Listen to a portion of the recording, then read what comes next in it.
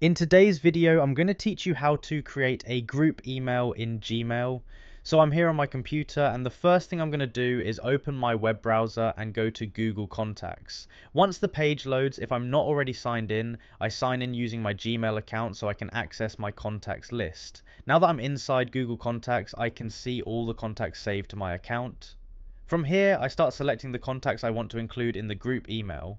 I simply click the checkbox next to each contact's name, and as I select them, they become highlighted so I know they're included. Once I've selected all the contacts I want in the group, I move my mouse up to the top menu and click on the label icon. This icon lets me organize contacts into groups. When I click it, a small menu appears showing the labels that already exist in my account. From this list, I choose the label that I created for this group. If the label already exists, I simply select it.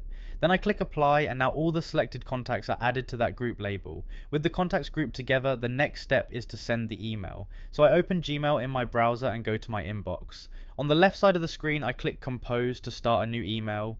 When the compose window appears, I move to the to field and type the name of the group label. As soon as I start typing it, Gmail recognizes the label and automatically inserts all the contacts that belong to that group. Now all the recipients are included at once. After that, I type the subject of the email and write the message just like I normally would.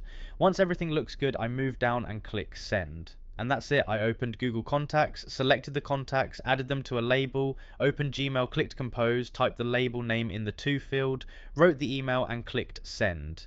Gmail automatically sent the message to everyone in that group.